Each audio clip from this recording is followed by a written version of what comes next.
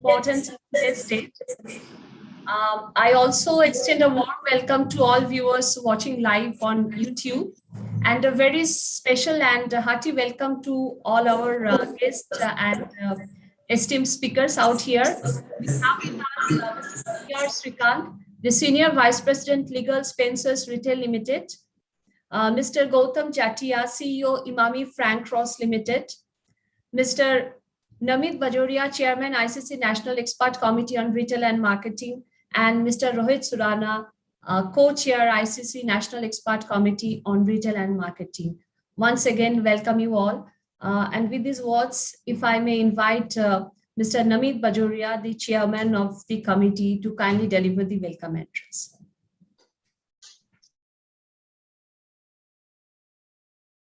Sir, you are on mute. Sir, you are on mute. So, yeah, thank you, Susmita. Mr. G.R. Srikant, Vice President, Spencer's Retail Limited. Mr. Gautam Jatia, who is supposed to just join with us. As Susmita mentioned, CEO, Imami Frank Ross Limited. Mr. Rohit Surana, my co-chairman, Retail and Marketing Committee. Friends in media, ladies and gentlemen, good afternoon. It is indeed my pleasure and privilege to welcome all of you on the webinar on Codes of Wages and Social Security organized by Indian Chamber of Commerce today. At the onset, I'd like to extend a very warm welcome to all the eminent guests and speakers. We all know the central government proposes to replace 29 existing labor laws with 4 codes. The objective is to simplify and modernize labor regulations. The major challenge in labor reforms is to facilitate employment growth while protecting workers' rights. Key debates relates to the coverage of small firms, deciding threshold for prior permissions for retrenchment, strengthening labor enforcement, allowing flexible forms of labor, and promoting collective bargaining. The law relating to labor has modified over a period of time. And the new labor codes, which are going to bring major reforms in the labor sector, and these codes are going to enable the ease of doing business. And it is an attempt to rationalize the existing laws into a codified manner. Further, with the passage of time, labor laws needs an overall to ensure simplification and updation, along with the provisions which can capture the needs of emerging forms of labor. This note today discusses these challenges and the approaches taken by the 4 codes. Considering the importance of the present topic, we at ICC thought of organizing this awareness session on new labor codes reforms. And it is my pleasure to welcome the guest speaker, Mr. G.R. Srikant, Vice President, Spencer's Retail Limited, for his engaging deliberation. And with these words, I thank you once again, and I hope you take a lot after the end of this seminar. So thank you once again. Thank you. Thank you, sir. I now welcome, before I welcome Mr. G.R. Srikant, hearty welcome to Mr. Sabir Aluwalia, who is the committee. Now I take the privilege of welcoming Mr. G.R. Srikant, the Senior Vice President Legal of Spencer's Retail Limited, for his trim address and the deliberation. Thank you, Susmita. Thank you, Namit ji. Thank you, Rana ji. Thank you, Gautam ji. It was all happened during the last meeting when we are having our ICC meeting. Namit ji proposed that we should do something to our members, especially retailers, in the context of changing labor laws. So this was the pretext and this was the genesis of this meeting. And thereafter, Rohit ji was regularly following up and setting up the context for this meeting. And thank you, Namit ji, and thank you, Rohit ji, for your active input. Now, why we are discussing this, because from 1st October, the laws were supposed to change. But yesterday news was this is going to take some more time, and government is planning to enforce this from hopefully from January 2022. So before that, when we are discussing about the codes and law, Namit ji, allow me to share my screen.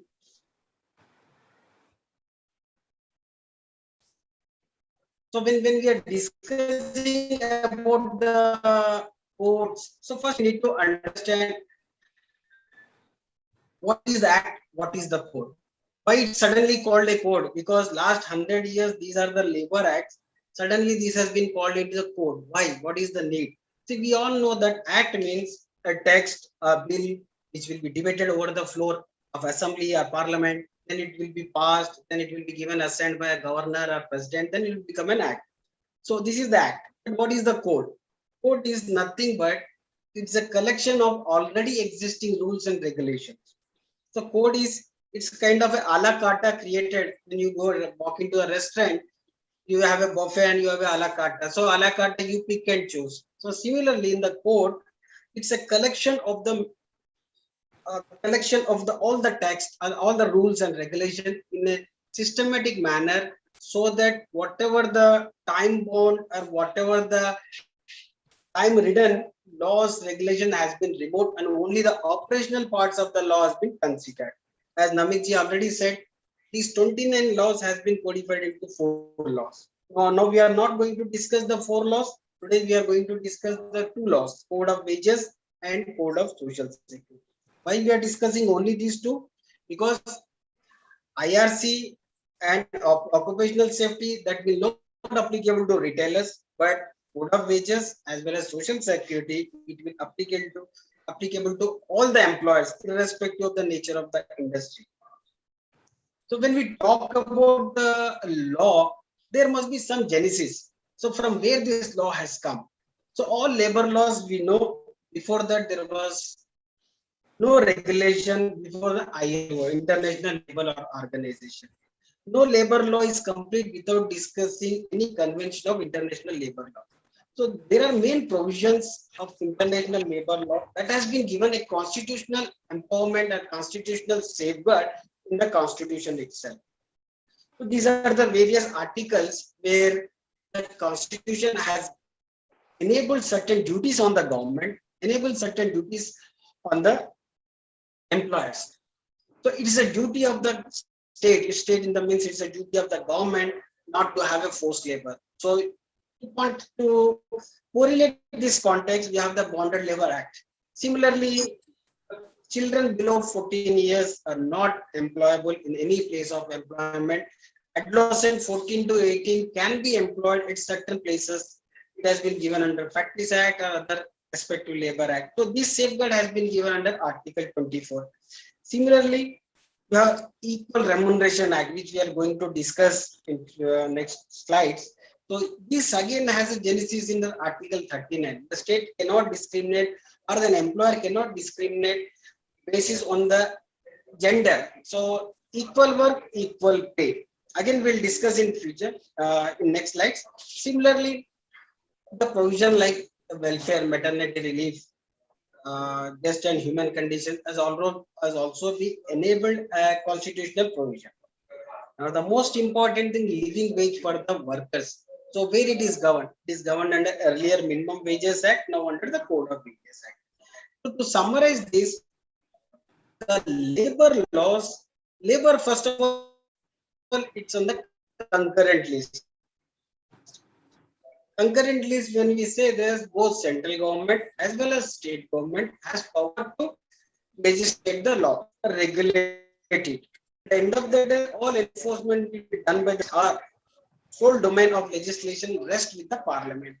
So if you list out all central acts which applicable universally across the country, you will find 40 major acts. There are more than that, but the major acts which governs, say, 75% of the industry is these 40 major acts. So still, government has this power to legislate. So these 40 acts, out of these some 29 acts, as Namiji earlier said, these 29 acts are subsumed into 4 codes that has been legislated and going to be enforced very soon. So these 29 acts, which just now Ravi said, and this has been divided into 4 codes. So now we are going to discuss about Code of Wages as well as Code of Social Security 2019. Rest are not important. I don't say that. Rest are also equally important, but given the context of the retailer, it will not applicable at this stage. So when we talk about Code of Wages, earlier you have the payment of wages. Earlier you have minimum wages, bonus act. So there are around 119 sections. These 119 sections, they submerged or they remodeled into 69 sections, which we are going to discuss in next slides. So as I said, these are the 4 acts which subsumed into the Code of Wages. So what is the, why does all of a sudden the new act has been come into force? It's not a sudden. The government, various governments since last 20 years, along with the various industries, including ICSC, Indian Chamber of Commerce, had a series of negotiations, and finally, the second Labour Commission strongly recommended in the year 2000 that we should have an umbrella legislation for the labor, where it should be ease of doing business as well as the object should also protect the welfare of the employer. See, end of the day, any labor law across the world, the main object is to protect the welfare of the employee. So what the measures they have taken, we are going to discuss. So now out of the 4, we concentrate on Code of Wages. Again, the Code of Wages, we'll start with the beginning. These 69 sections has been incorporated into 9 chapters. So what is the significance of these Code of Wages? Earlier, if you open the Payment of Wages Act 1936, it used to applicable where more than 10 employees are there. It is to applicable to a factory, or it is to applicable wherever the appropriate government, the state government or the labor commissioner notify certain industry, be it is a cinema industry, be it is the media industry, any other industry, if he notifies, then only this act could have been applied. Whereas the Code of Wages, there is no such application. In the absence of that, it applicable to everyone. Whether you have 10 employees, whether you have 5 employees, it applicable to everyone. In fact, it also covers your unorganized sector. For that matter, your drivers, your housekeeping, your housemates also, it's going to be covered. How they are regulated, we will see in Code of Social Security. So this Code of Wages is applicable to all the establishments, all the industry, entire trade, unless government excludes specifically. So what it covers, earlier if you see Payment of Wages Act, certain provisions were not applicable to employees who were drawing more than 24,000. Whereas in Code of Wages, there is no such threshold limit, or there is no such class of employees. It means that it applicable to everyone. So what is the major, if you ask the major definitions of 2 differentiation of definitions, I say these 2 definitions of employee and worker. I'll come back here. Employee, earlier act there was no definition of employee. So whenever a dispute comes, whether this payment of wages applicable to certain employee or not, again they used to borrow some provision for Industrial Dispute Act or some other earlier judgments, and they used to determine whether he is a worker or an employee. How they used to determine worker or employee? Considering is the nature of business, what kind of services he is rendering. His official designation and nomenclature was irrelevant. So what is relevant was the nature of duties, what he is performing, that was relevant. So the employee has been defined under the code. Who is an employee? A person who does manual scale, semi-scale, operational, all kind of work. But the major part is he works in an establishment and he also renders services of managerial and administrative work. Whereas in respect of worker, he also does the same kind of work. It's a manual, scale, semi-scaled, unskilled. But the difference between the worker and employee is worker in an industry and here is an establishment. And one more differentiation, as I highlighted here, managerial and administrative. So these are the major differentiation in respect of why we need this differentiation. We need this differentiation because this has a correlate provisions in IRC in Industrial Relation Code. So whether these applicable to everyone, yes, but the armed forces police forces and other military paramilitary, this will not applicable. Further, this will not applicable to apprentice. So in identifying a person who is a worker or designation, as I said, the nature of work is the deciding factor. I may call some person as a manager, but he is rendering only a manual clerical work. So he doesn't come under the definition of the manager. So we need to identify this, we need to keep in mind this.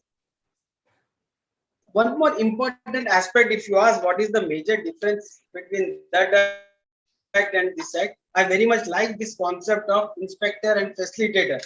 Earlier we used to have inspectors, but here we also have a facilitator. So the major duty of the facilitator is he doesn't issue any notice for non-compliances. He has to visit your premises. First, he has to give a proper notice of intimation of inspection.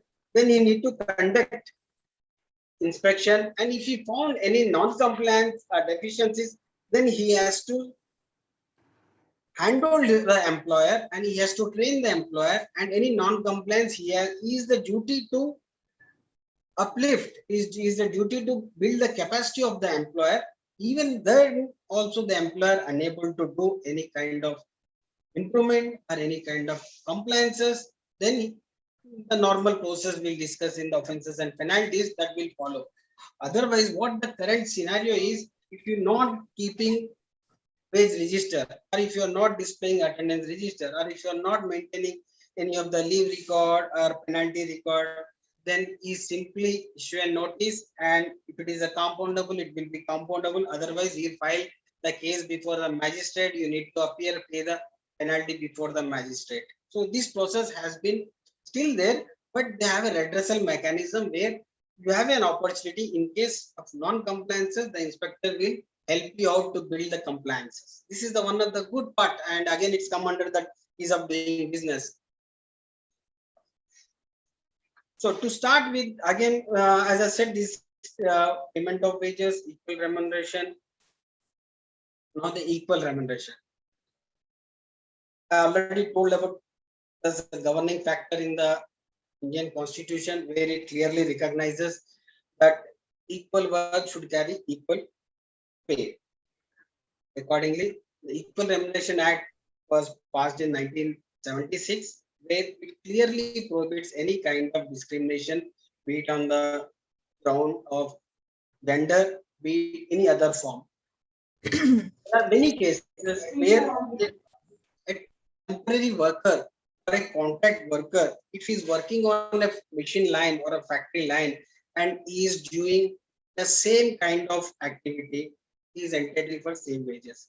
There is a Supreme Court cases where there are two set of teachers, one is the contract teachers and the other is the permanent teachers. Both are teaching the same subject, their qualification is same, everything is same, but the state government is not paying the salary same because they are paying a consolidated amount, they are paying the regular wages. The matter went to High Court and Supreme Court, and Supreme Court clearly said that the qualification remains same and nature of work, rendering of services, everything remains same, then equal work should carry equal pay.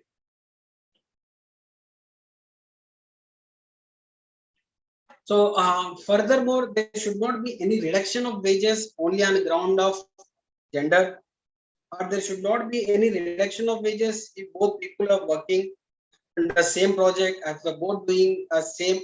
Of course, you have over a period of time, two employees joined together over a period of time, one get excel based on his skill and based on his performance, and other person, that is different. That is different. There the skill set is involved there, because you have a two graduates, but one graduate is fully highly technically qualified. In that qualified not about the qualification of certificate, but in the skill set and his nature of job. Here both appears the KRE appears to be the same.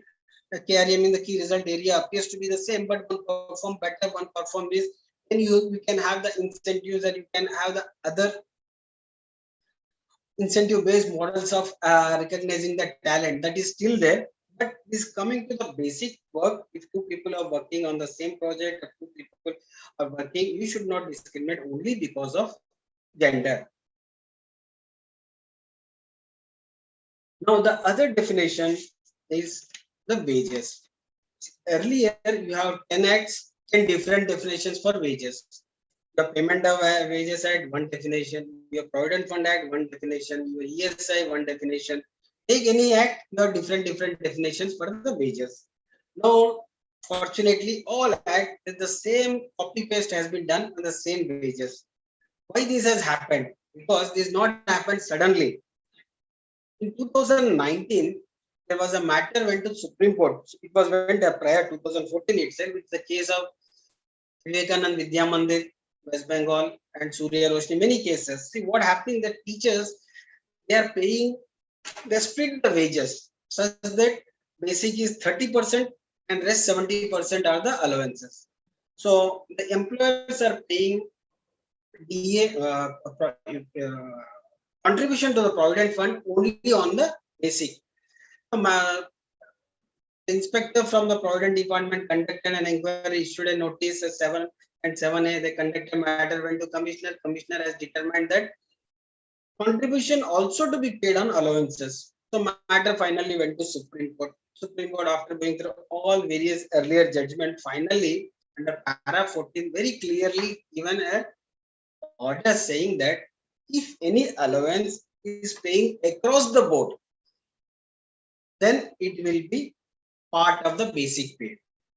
If any incentive is paying to an employee based on his performance, this is not part of basic pay.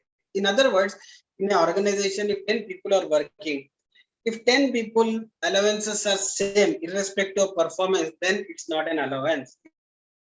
It's a part of basic. However, I excluded two things. One is conveyance allowance and second is HRA allowance, because this is the actual amount incurred by the employee in getting that kind of amenity. So this Supreme Court in 2009, 20th February 2019, this was given, and thereafter a series of circulars, notification, everything has come up in newspapers, and some notices of inspection has also come up. Finally, the Central Commissioner has kept all these notices under abeyance, and what they tell that no course action will be taken for the past cases, but going forward, everyone has to follow the order of Supreme Court, and majority of the industry and almost everyone has followed this. But in order to keep the record straight, a definition has been included in the Act, and which clearly clarified what is allowance and what is basic. So if you segregate in the form of a tabular form, so this is the definition of wages. So basic, dearness allowance, retaining allowance, these are the basic. Water allowances, these are the allowances. Your statutory bonus, no PF will applicable. Your HRA, no PF will be applicable. Your conveyance allowance, OT, gratuity, any commission paid or any expense or any compensation paid on account of a termination or retrenchment, these are not part of the basic. Means no provident fund contribution lies against this. But there is a condition. What is that condition? Your allowances are capped at 50%. In other words, 50% of your salary or 50% of your wages shall part of the basic. So based on this, you might have seen the series tons of news columns in various newspapers saying that come October, employees will have the salary lesser. Come October, employees take over will be lesser, and employer salary outgo will be higher. So the series of things has come, but I'll discuss that also. Anyway, that's not going to be from October, but hopefully from January.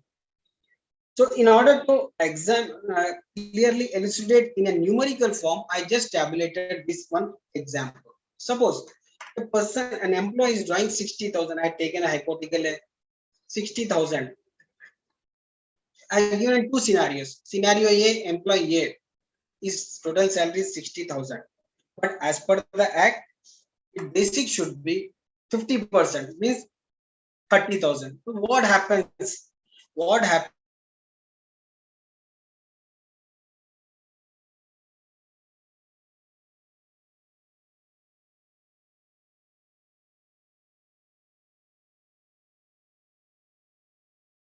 30,000, not on 25,000.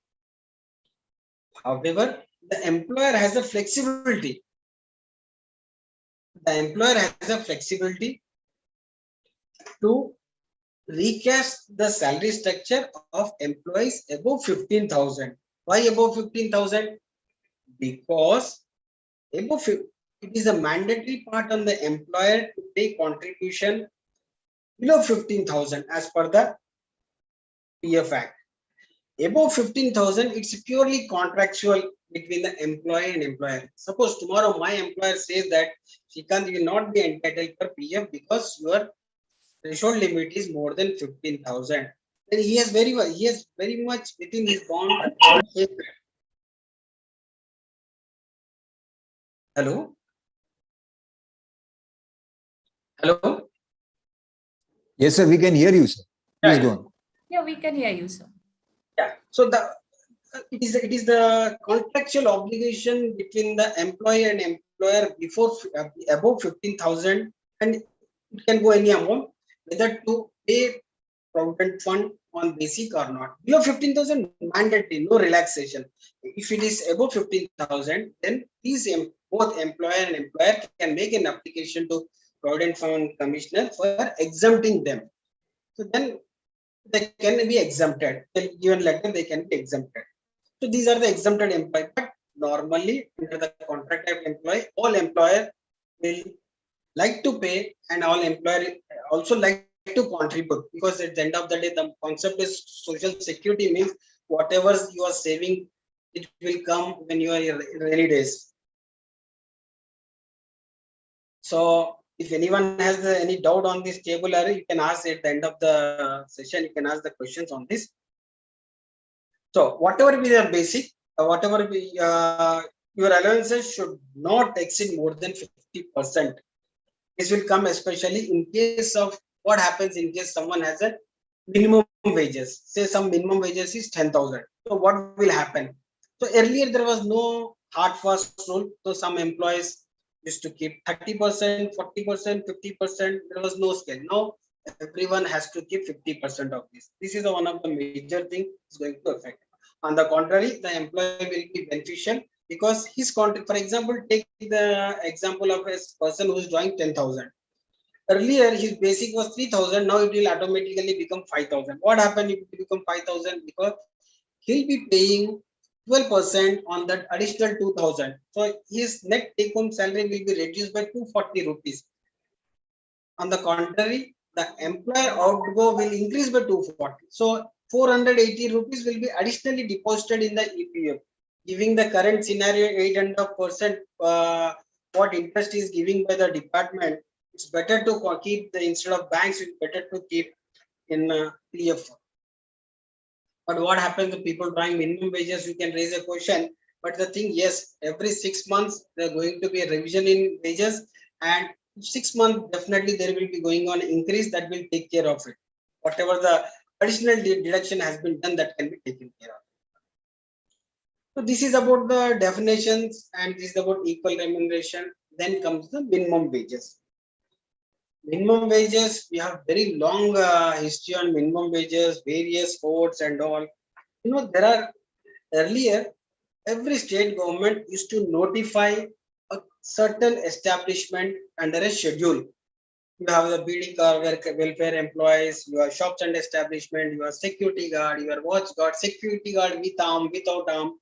Even in respect of West Bengal, when we talk in context of West Bengal, we have a schedule of employment for malls and supermarkets, malls and big departmental stores. There are different schedule of employment.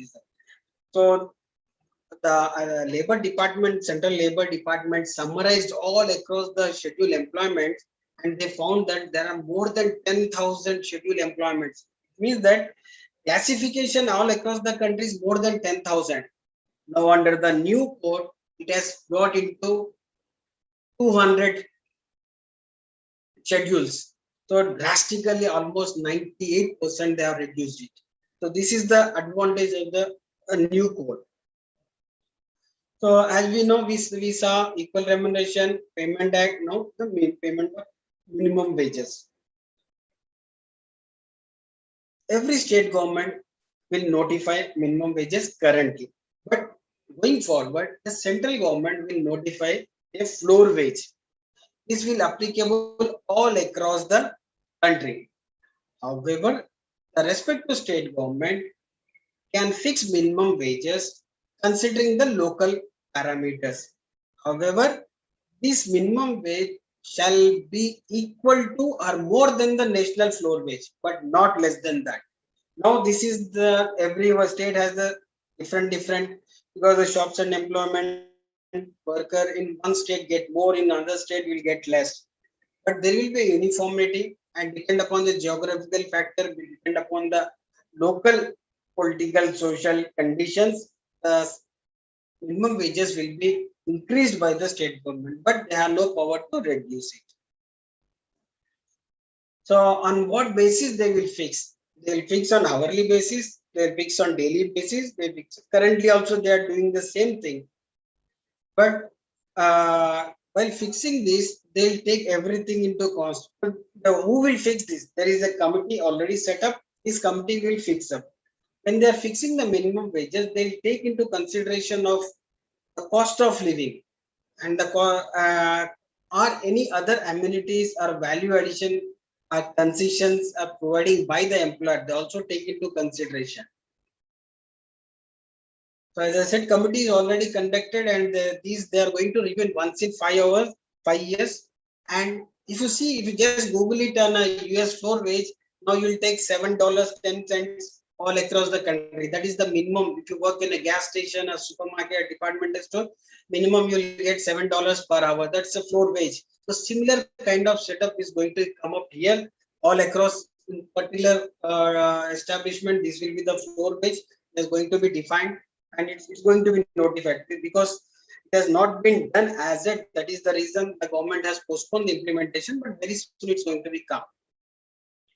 Before fixing this, they're already talking with the various employers and industrial organizations and industry bodies, and then only they'll finalize this. Very good part. One more thing here is this: here the government has consulting every stakeholder before finalizing anything. Because myself, I've been part of the various committees of the government where everything has been earlier. One end is the government, another end is the industry, but now it's everyone on the same table. They're discussing on each and every aspect, and only they're finalizing. So what happens? Suppose if an employee, again, like I said earlier, there's a 10,000 schedule. Now we have 200. What happens if you have a security guard? You have a security guard notification separately for establishment, but the same security guard may be covered under cinemas, or may be covered under shops and establishment, or may be covered under some other schedule. In that case, wherever the highest rate is there, then that particular minimum wage shall be payable. Now, overtime. In respect of overtime, there's a twice the rate of wages. Now, many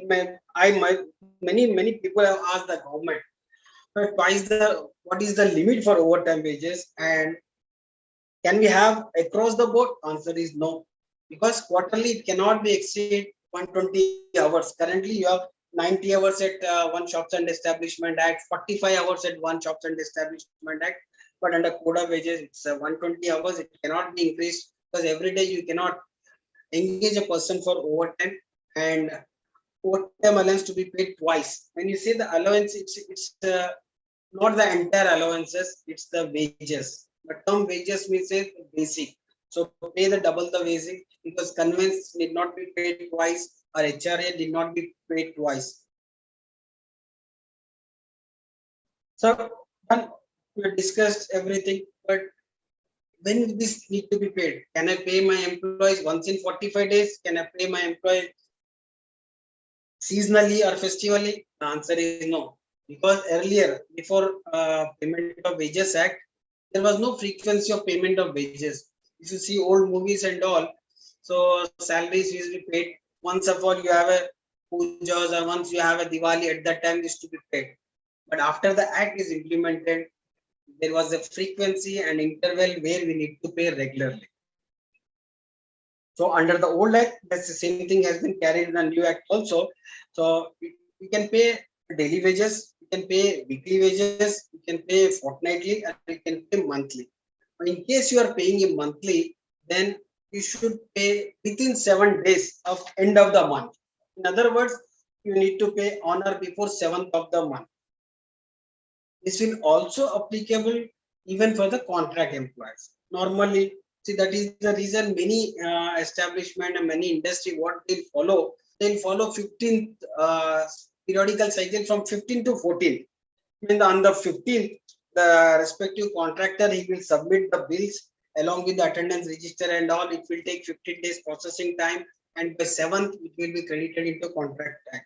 So otherwise it will be very difficult if the contractor raise a bill on the 31st and 7 days may be possible, but most of the people, most of the industries, they'll follow 15 to 14 or 21st to 20th, so that they'll have enough time for making the payment. So now they have made it mandatory that all wages to be paid through bank or in electronic mode. Now electronic mode has been recognized. UPI transaction also recognized as a mode of payment. So you can pay through bank or through electronic mode.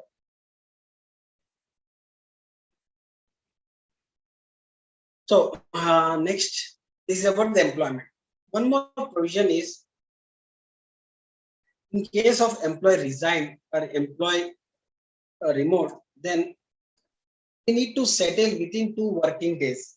Now, the settle 2 working days, this starts after completion of all the formalities, full and final settlement and everything. This is earlier what happens in some states, you have 30 days, some state shops and establishments are different time set. But now what they did is that 2 months, 2 months within the closure of all formalities. In case of non-compliances, then you have the penalty. It starts with, of course, non-compliances, not straight away come and fine, issue or notice for fine or file a case before the court.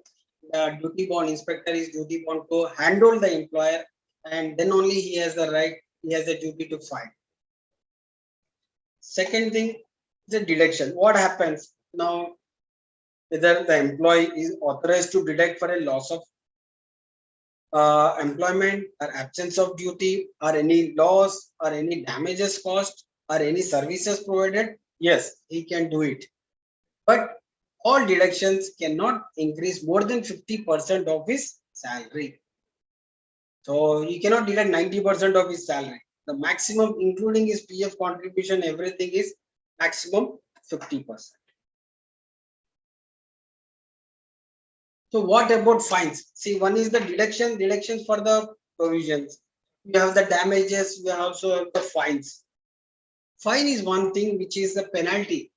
And sometimes we see that some contractors, of course, very seldom, some employees will levy a fine on the employees for late coming or for any other activity, the fine.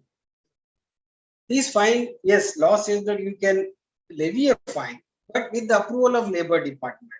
And you also need to maintain a register of fines. Please note, the maximum deduction under fine cannot be more than 3% of the wages. Suppose an employee drawing 10,000 rupees salary, his fine cannot be more than 300. So any fine more than 90 days cannot be recovered. Suppose it is a, we need to recover within 90 days only. In other words, maximum 9% can be deducted over a period of 3 months. However, the employees also have the right to deduct for the damages subject to maximum 50%. Damages, he has to give a proper notice, a show cause notice, because you committed this on account of this.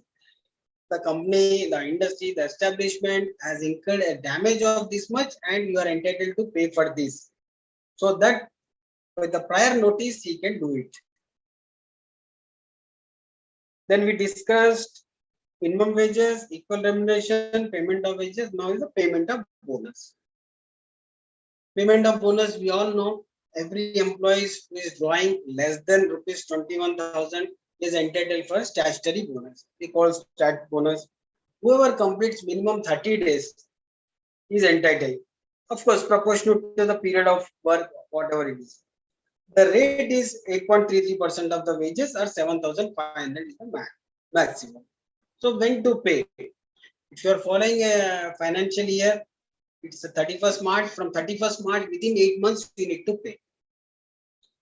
In case employer has not worked for the proportionate period, the employer has right to deduct that bonus proportionately. Whether employee is disqualified, can an employer deny bonus? Yes, employee can deny bonus and gratuity. Both he can deny. Why? Because of these events. It's mentioned in the book. Basically, for fraud or any theft, a misappropriation. Now, this is the last one. Conviction for sexual harassment is the new addition. It has been added. So even for this also, the employer is entitled to deduct or deny the bonus.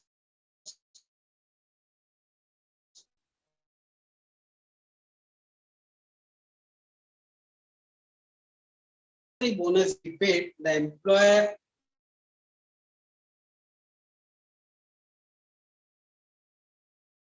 this bonus.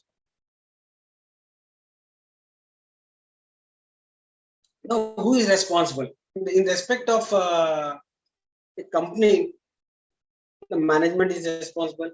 And if you engage a contractor, then the principal employee is also responsible. If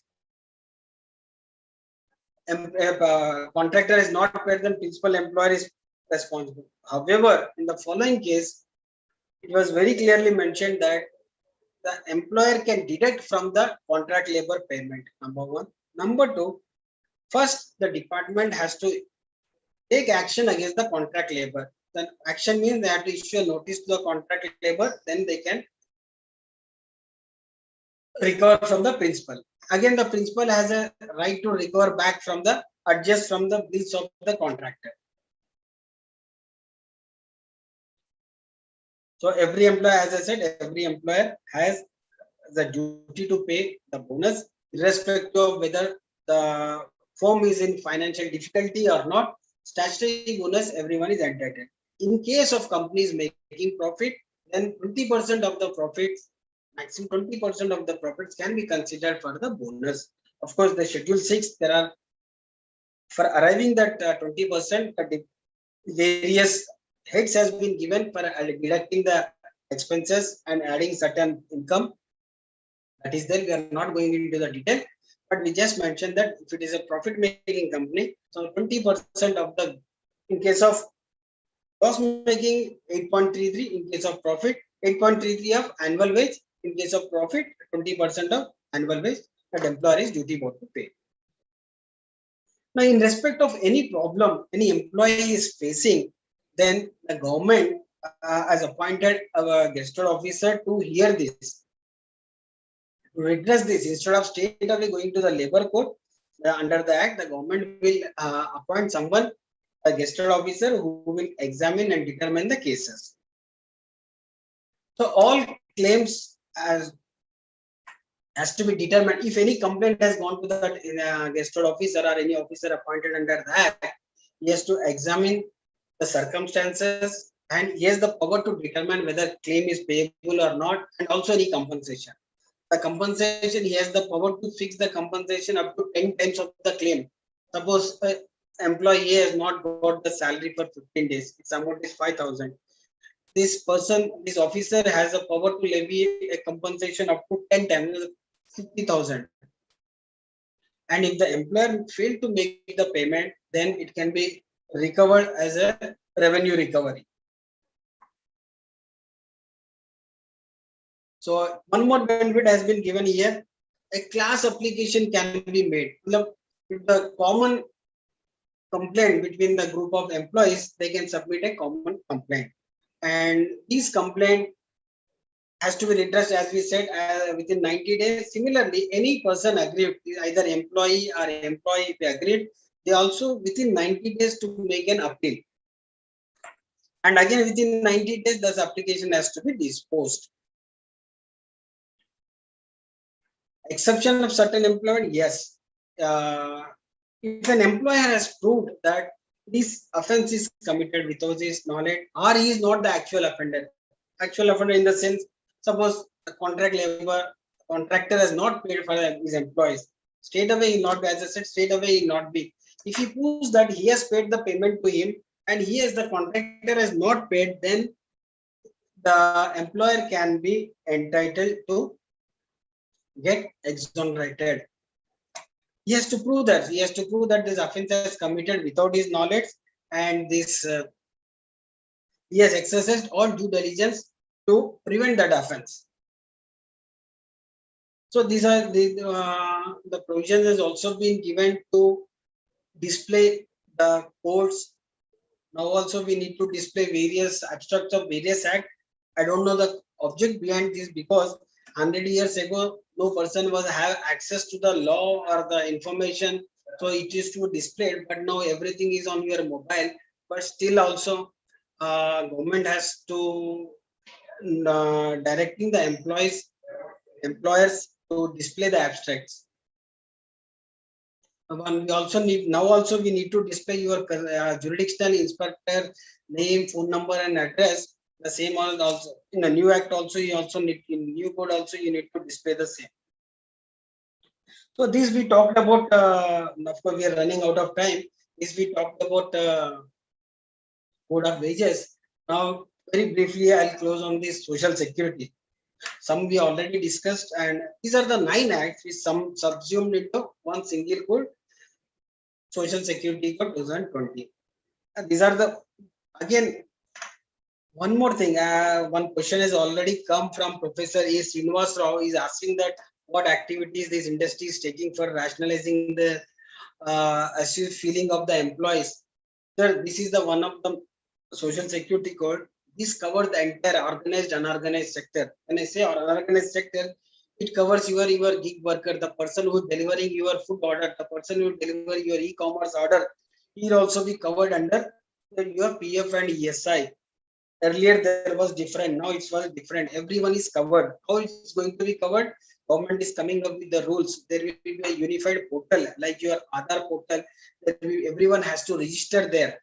So everyone, even a cab driver, a rickshaw wala, entire unorganized sector. It was estimated that almost 40 crores unorganized employees are there in the country. Now everyone has a right and everyone has a duty, in fact, to register there. I don't know how the modalities will come, but government made the provision that these all people will be equally protected, be under medical, be under the gratuity, be under the provident fund or ESI. So this is going to be a major game change. In fact, everyone is covered. So these respect to acts, earlier what happened that earlier your PF Act used to apply 20 or more, your ESI Act used to apply with 10 or more, gratuity again 10 or more. But as I said earlier, the Social Security Act is applicable to everyone. Where it's organized sector, there is a set of process for dealing with provident fund and ESI and gratuity. In case of unorganized sector, the government will set up a portal and the portal will take care of everyone. Details will be shared in due course of time. This is as of today, this is the pro. Similarly, earlier maternity benefit will apply people employing 10 or more, and employee compensation also different, but now it's universally applicable to everyone. We all know that under maternity benefit act now it's increased to 6 months, 26 weeks. That we already discussed this Vivekananda Vidya Mandir case where the Supreme Court has given a judgment on how to treat the wages. This has been given a legal stand by way of definition. So, as I said earlier, person who are drawing less than 15,000, directly or indirectly means through contractor, they are duty bound to enroll into the EPF. Above 15, it's a voluntary. Similarly, employees drawing less than 21 are mandatory to be part of ESI, and more than 21, normally mediclaim or medical insurance will be taken care by the employer. We know the contributions. It's earlier it's a 12%, 10%, but now it's universally 12% to everyone. And currently, it's big companies will have to their own trust to manage the provident fund. But under the new act, if an establishment has more than 100 employees, this can directly make an application to set up their own provident fund under the supervision and direction and control of the provident fund commissioner. The main reason is because the interest rates are coming down. It's a burden on the government to pay 8.5%. So if it is given to the establishment itself, they can manage the money and they can earn more interest, and they'll pay the more returns to their employees, their members rather. Now, under the ESR rate of contribution by employer and employee, earlier it was higher, now it was reduced. Now the existing schemes like welfare activities, providing medical, accident, everything has been taken care, has been covered under ESI. Like what was there earlier, the same thing has been covered here also.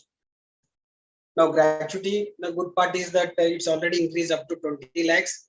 And one more point is gratuity. Now we have a fixed term employment. Fixed term employment means it's not a temporary employment, but we can appoint a person for a specific period of 2 years or 3 years or 6 months. He will be the same footing as a regular employee. Irrespective of his tenure, he is entitled for the gratuity. Otherwise, we all know that only in case of people who are having more than 5 years of service, then they are entitled for salary, they are entitled for the gratuity. The 5 years means, in fact, it's 4 years, 240 days.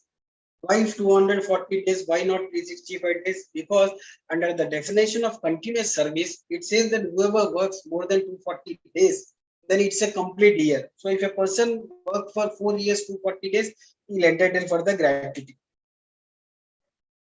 And the scheme of currently the gratuity scheme has to be operated through LIC, but in the new law, and this can be operated through anyone who has the power, who was registered with the IRDA. So the new gratuity agencies will come into force, and there will be having the and if you have a competition, end of the day, the higher returns will get, and the employer will be beneficial. And any act, there is a time limit for any action, otherwise it will go continuously. So 5 years is the time limit, and any charges, any dues under PF and ESI that will have precedence over other charges. Even insolvency and bankruptcy code doesn't have the power. It's a precedent over that any other charges. In case of any non-compliances, penalties range from 6 months to 3 years. That is already there. The same thing has been continued. So due to time constraint, I had to rush through the Social Security Code. Otherwise, this is from my end, and very briefly I'll address your questions if anything. Thank you, Mr. Srikanth, and it was very, well narrated session that we can understand from the, chats, the questions we have received. We will take up the questions little later. Before that, if I can invite Mr. Gautam Jatia for his expert views as well on this. Okay, thank you, Shushmita. And I would like to thank Mr. Srikanth for explaining the Social Security Code in such a nice manner. And I see that he has already covered most of the points I wanted to say. So I will not take too much time. I will just highlight on some of the concerns which we from the industry point of view are worried about. The first thing, as Mr. Srikanth said, is the computation of basic salary. Earlier, employers, for their benefit, used to peg the basic salary to about 30-35% of the gross salary, and they had various allowances which did not attract provident fund. But now, as per the new Social Security Code, whatever is your gross salary, 50% of it will be considered as basic salary or eligible for provident fund, subject to a ceiling of rupees 15,000. I think this is very important because people whose salaries are like higher than 30,000 and above, it won't make much impact in those cases. But especially for people who are drawing lower salaries, there will be a substantial impact on the employers, because at that level, it won't be possible for the employers to reduce the take-home pay. So the net take home won't reduce. So naturally the cost to the employer will increase. The other thing which Mr. Shrikant said, and which I was also not aware, is that earlier there was this rule that if you had less than 10 employees, gratuity was not payable. But what I could also understand from my consultant, that if you have, now that limit does not apply. Even if you have one employee, you have to pay gratuity. Mr. Shrikant said that it applies for Provident Fund and ESIC also. So this is something which all small retailers have to take note. Earlier, the limit was 20 for Provident Fund and 10 for ESIC. So this is something which people must take note of. The other thing which I would like to tell is the rate of ESIC has come down. So earlier the employer used to contribute 4.75% and the employee had a deduction of 1.75% for coverage under ESIC of the gross salary. Now the employer has to contribute only 3.25% and the employee has to contribute 0.75%. So this has increased the disposable income at the hands of the employee, which is a very good thing without increasing cost of anybody. The other thing I want to highlight is that though it's not fully connected to the social welfare code, is a social security code, that under the Atmanirbhar Bharat scheme, the government is supporting all employers for Provident Fund. So in case your company has less than 1,000 employees, then if you've hired someone in the period from 1st October 2020, and now it's been extended to 31st March 2022, and if that employee did not have a UN code, meaning he was not covered under Provident Fund, then the government will reimburse entire 24% of the Provident Fund contribution. And if the number of employees is more than 1,000, then the government will reimburse 12%. So this is something which smaller retailers can take benefit of, because basically what the government wants to do, they want to bring more and more people from the unorganized sector under the Social Security Code. So this is something very important. The other thing which I want to highlight on is the Minimum Wages Act. So at the moment, the Minimum Wages Act, we are in Kolkata covered under West Bengal Shops and Establishment Act. And Kolkata being a metropolitan city, for us, the tier A rates apply.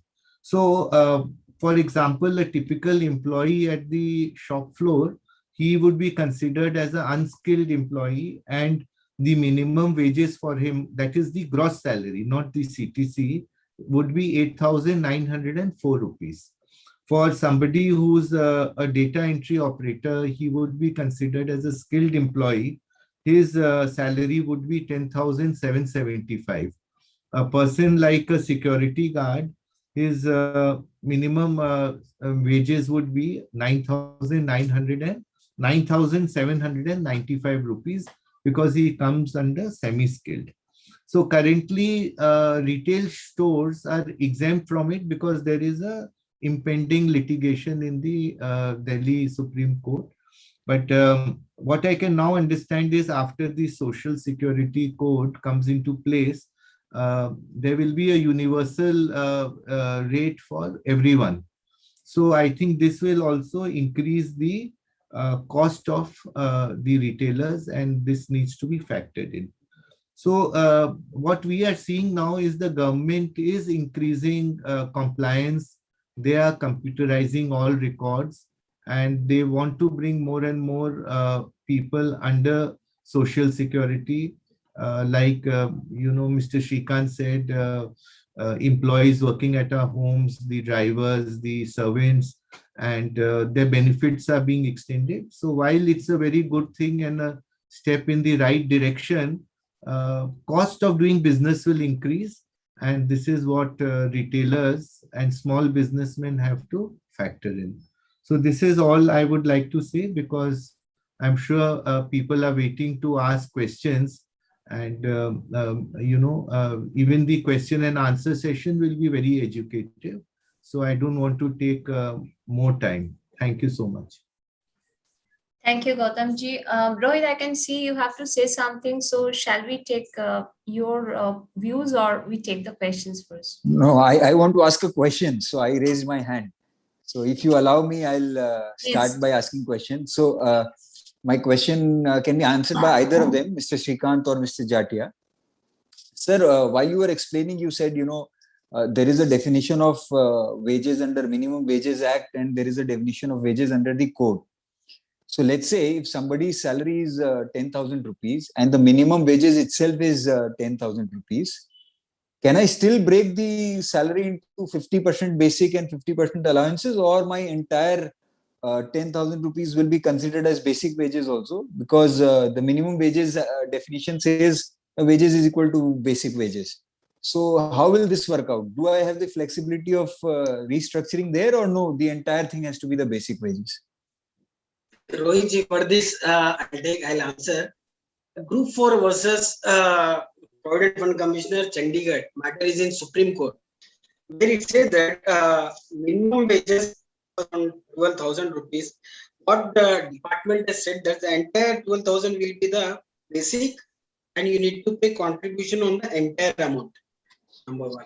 In case of Prakash Air Freight, state of Karnataka, matter again on the Supreme Court.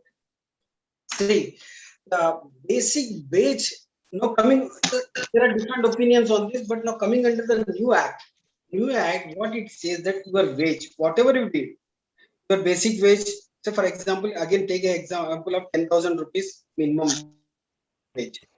Minimum wage is 10,000. So the basic should be 50%, allowance should be 50%. It's not said in the Minimum Wages Act earlier as well as this act that your basic should be your minimum wage. Nowhere it is said.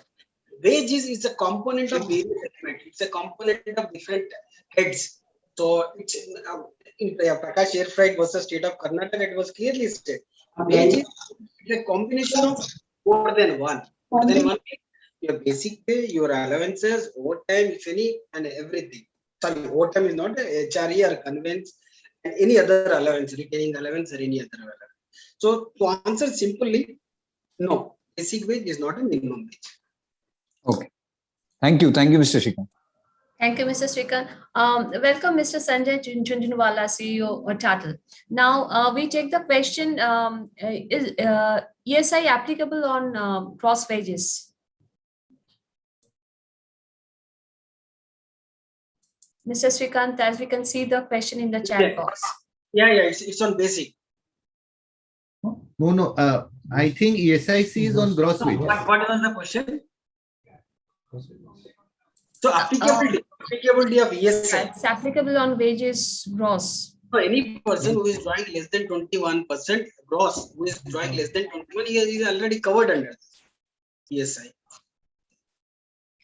So I think what they are asking, Mr. Srikanth, that ESIC is applicable on gross salary, not on basic, on gross salary. It's gross.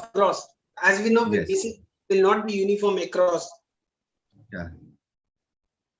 Thank you. The next question is minimum wages for security in mining versus industry. Which one will be applicable? See, if it is, we need to see the current under the old regime. We need to see the notification of the schedule employment for the mining, and if it is mining, the separate schedule of employment, we need to see this. And if it defined in the two notification, the two schedule of employment, whichever is higher, that will be applicable.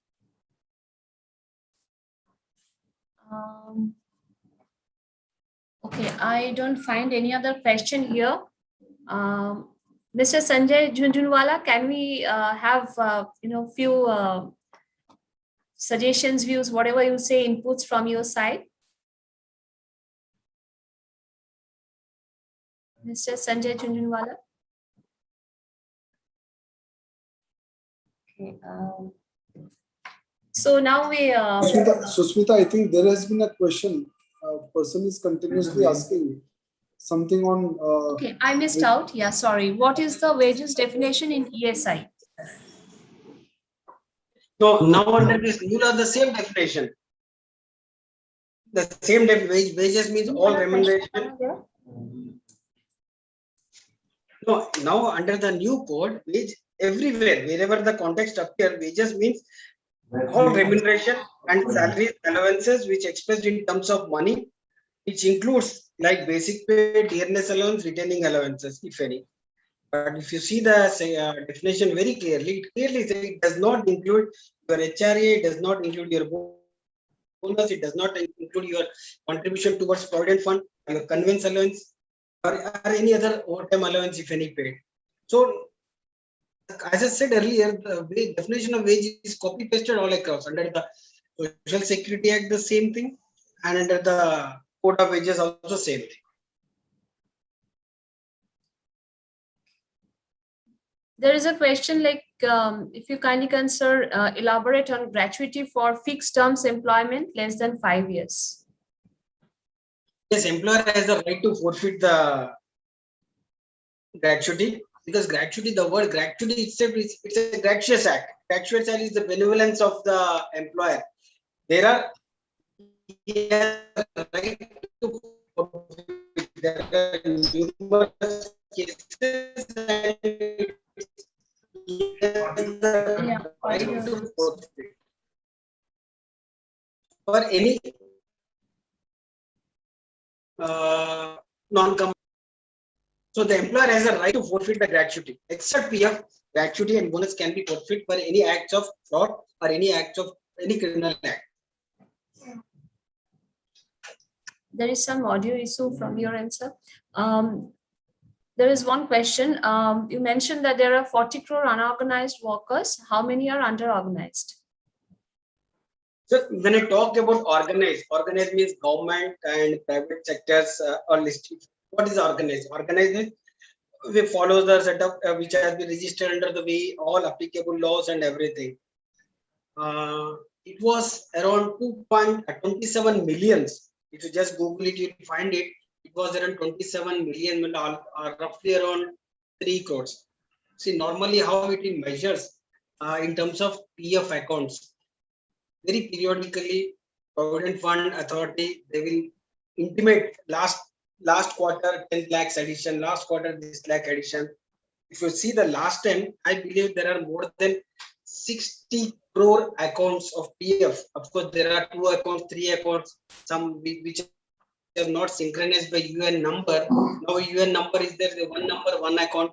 So earlier there are some duplication of accounts, some inactive accounts. If you consider all this, then it will be around, only talk about organized, proper organized sector is around 27 million. In other words, 2.75 lakhs. So what is the calculation of gratuity? Gratuity is a basic pay into 15/26 into number of years service.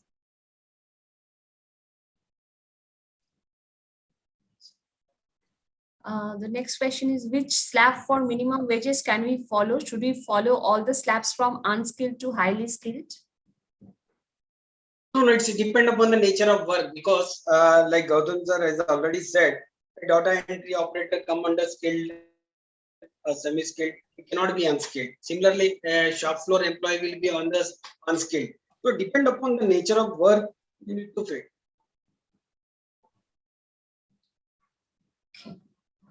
There are 2 more questions only. If we keep a contractual labor who provides labors to us for a specific project, are we required to make a separate contracts with each of those labors?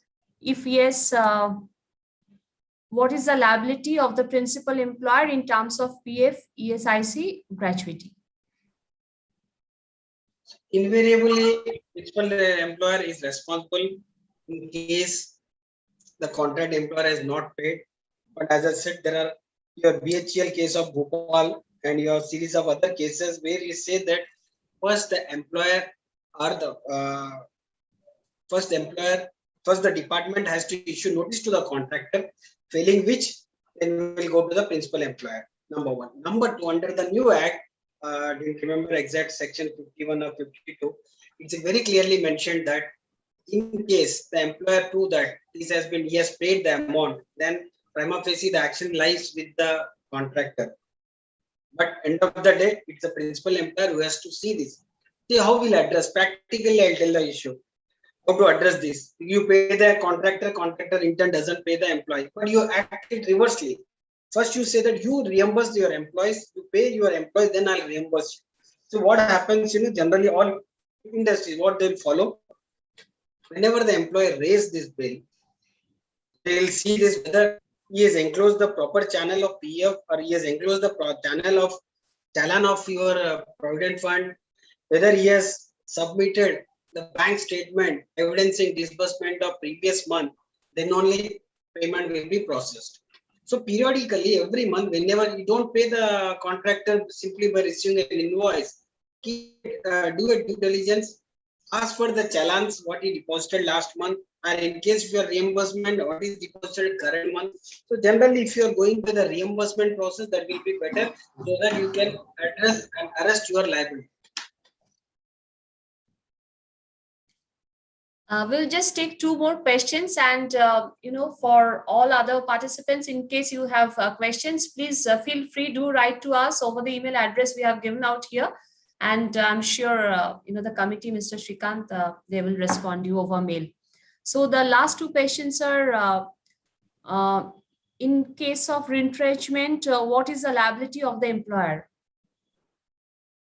Retrenchment, it's a redundancy. Retrenchment means it's a redundancy. When the position itself it does not exist, then you have numerous cases the employer is right to do it. In case of retrenchment by redundancy, then one equation. In case of retrenchment due to any disciplinary action, then the employer has a right to forfeit gratuity, right to forfeit bonus, and also right to forfeit any other full and final settlement. Because again, in addition to the normal social security measures, most of the companies will have certain kind of a severance package kind of a thing. He can withhold this. So retrenchment purely depends upon it's a redundancy from the employer side, then it will be amicable, and whatever the liability pay, it will be payable. If it is under disciplinary action, then generally nothing will be payable. And sir, the last question, is there any definition of basic wages? How much to be considered for minimum basic wages if gross wages rupees 12,000?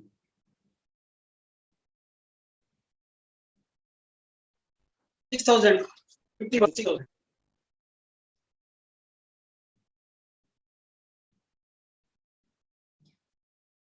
I think there was. Hello? I missed. 50% of that. 50% of that. So thank you, sir. Now, if we may invite Mr. Rohit Surana, the co-chair of the ICC Retail and Marketing Committee, to kindly deliver the vote of thanks. Thank you, Shushmita. I'll start my vote of thanks with a suggestion. When we have a powerhouse speakers like Mr. Shrikant and Mr. Jatia, it is very unfair if we give them just 45 minutes to an hour to speak.